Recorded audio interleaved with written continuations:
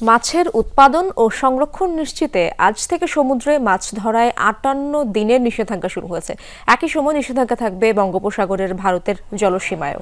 জাল গুটিয়ে ডাঙায় ফিরে এসেছেন সব জেলেরা। ভারতীয়দের সঙ্গে মিলিয়ে সরকারের এমন সিদ্ধান্তে খুশি উপকূলের জেলে ও মাছ ব্যবসায়ীরা।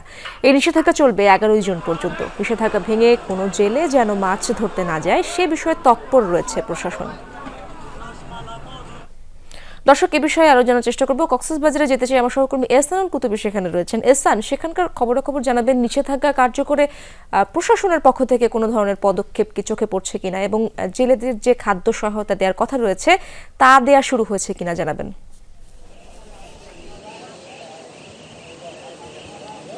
প্রথমত বিষয় হচ্ছে ইশরাত, এখনো খাদ্য সহায়তা পৌঁছেনি। আর হচ্ছে প্রশাসনের পক্ষ থেকে কিন্তু প্রচারণা চালানো হচ্ছে। বিভিন্ন ফিশারি গার্ড যেগুলো রয়েছে সেখানে কিন্তু জেলা মৎস্য অফিসের পক্ষ থেকে তারা প্রচারণা চালাচ্ছেন, মাইকিং করছেন এবং পোস্টার লাগিয়ে ব্যানার লাগিয়ে তারা প্রচারণা চালিয়ে তাদেরকে সতর্ক করছেন।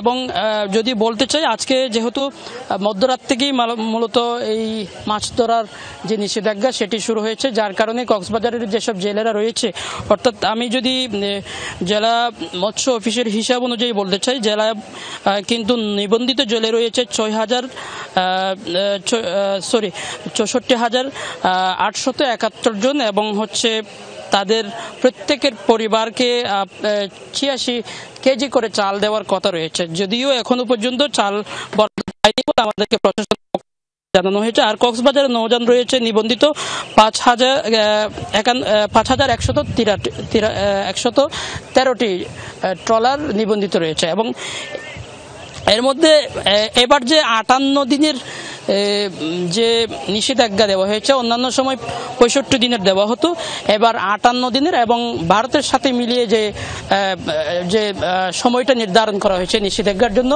সেটিতে কিন্তু জেলেরা খুশি হয়েছেন, যাতে ভারতের জেলেরা বাইরে থেকে এসে অন্যান্য সময় যে মাছ ধরে নিয়ে যেত সেটি এবার অন্তত এখন আর সম্ভব হবে না। ধন্যবাদ আপনাকে এহসান।